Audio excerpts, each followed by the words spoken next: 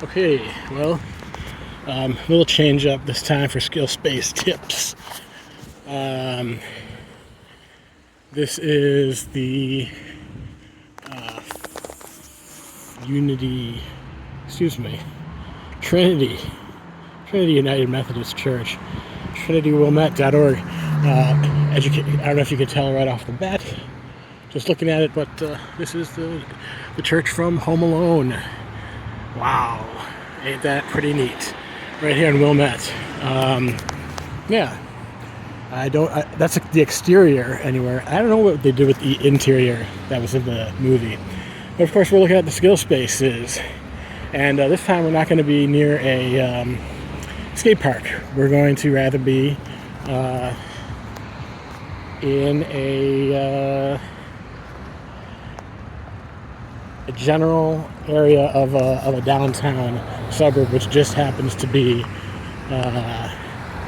Wilmette, Illinois. And let's see, this is, so yeah, I guess that's all. I don't know. It is an impressive exterior. There's a number of other churches in the area too that are also pretty impressive as well. So I'm not exactly sure what about this one held its importance and prominence for director John Hughes, but it works well. I'm not gonna. I think all I'm saying is that there are a lot of churches and to choose from. So this is the one he chose. This is the one that he wanted. Unless someone else decided for him, but I'm guessing that this was his choice. So what we're going to do is be looking for those skill spaces. So right, that area in front of the church there, not going to be a good idea. This intersection right here is pretty busy, but I did notice there's this circle thing over here, which I do think would be cool. It looks like a good photo, a good place for a photo. Now this over here, I don't know. A lot of times, I think I'm probably gonna nix like everything, probably just as a caution. But this is a bell.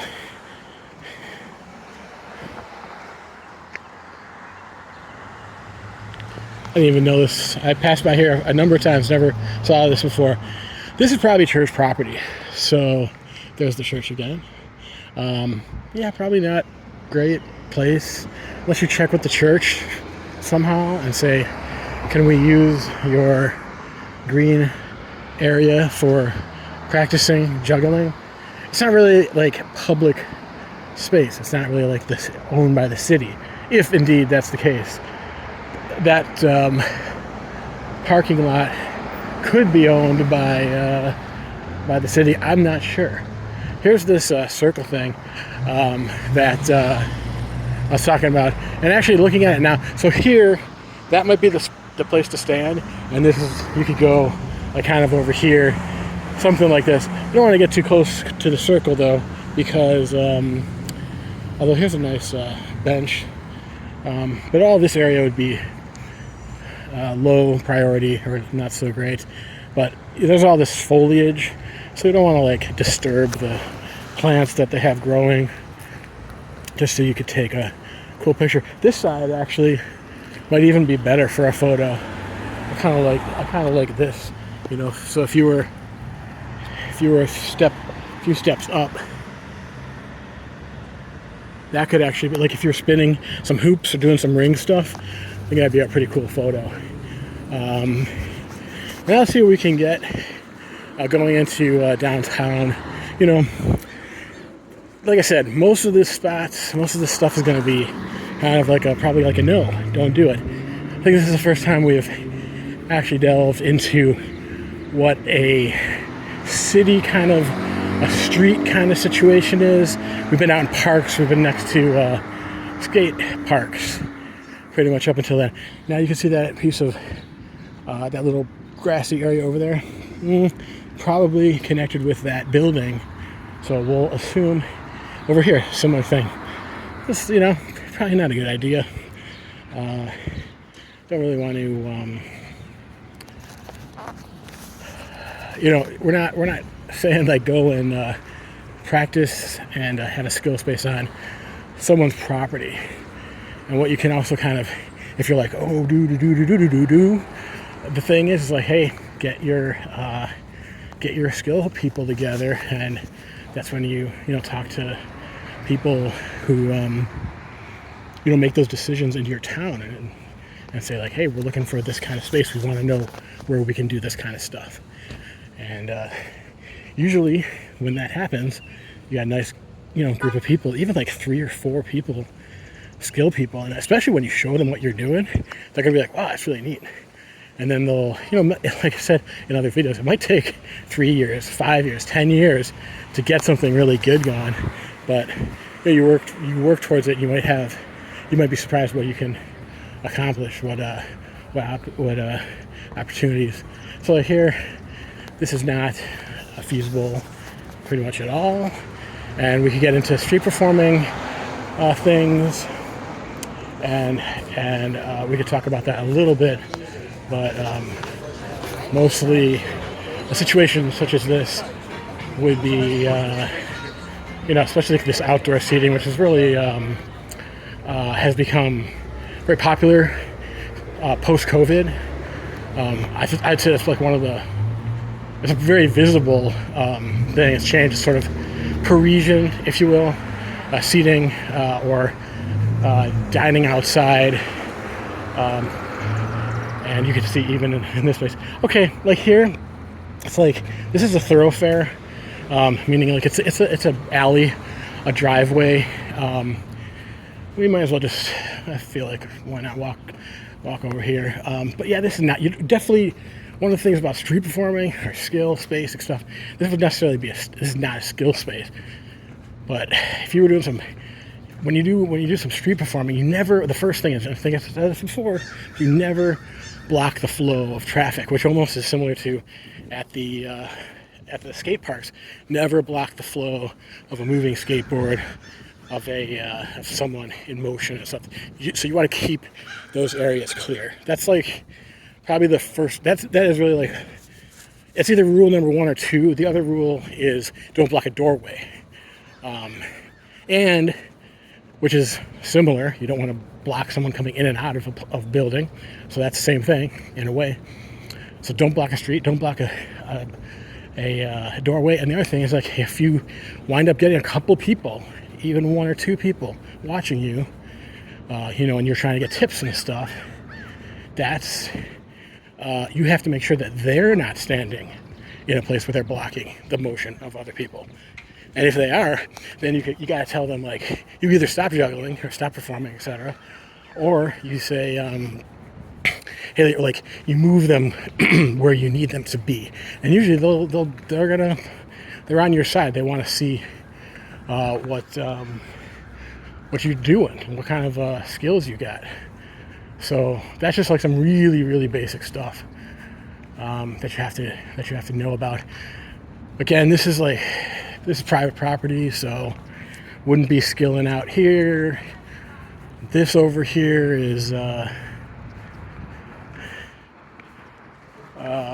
this is like some sort of bank or something. And so that this whole parking lot stuff, don't want to like set up in a parking lot. I'm just looking over here. This looks like a bus depot or the train depot. They got a train comes through here from time to time.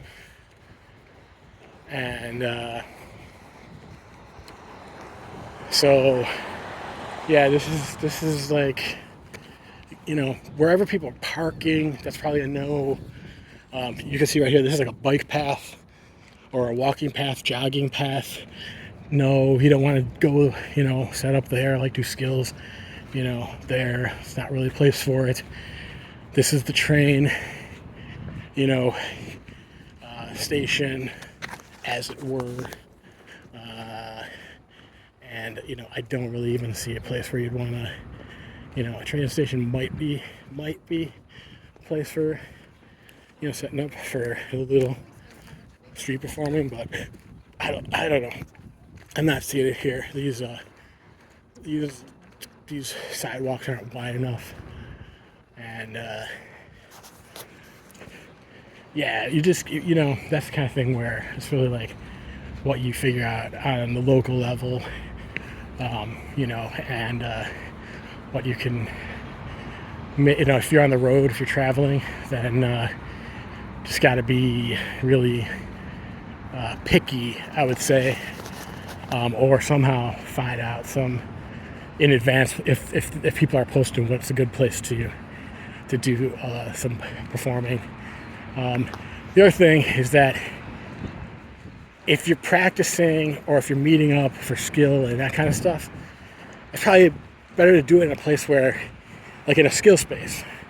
And if you're performing and you're trying to get, you know, some change, and whether some money, and whether or not you're doing like busking, we'll talk about the difference between busking and street performing. Really, like there's kind of like two different kind of things. And the short of it is basically like that busking is tailored totally to getting that money, whereas like street performing is more of like a general thing. Like I'm out here, and you know, I'm practicing performing or performing, but like money's not the main thing. I'm part of what I'm doing. Money could be part of it. Money is part of it. But part of what I'm doing is like sharing, and like it's more of like an expression, and I'm not trying to like tailor this 5 minutes into a performance which will gather an audience and which will allow for a time when that audience can you know, put a lot of money into this jar. That's what busking is. It's an art form unto itself. And over here, I was just for a moment. I just thought there might be. I thought there might be a spot like over here. You know, not really, but like here in this corner right here, like this is the kind of thing. It's like you got to pick it out. Like right here, it's like this tiny little spot, you know, that you could like maybe put down like a bucket or something, or if you know, you could put out then hold up, then there's the whole thing about what's the local laws.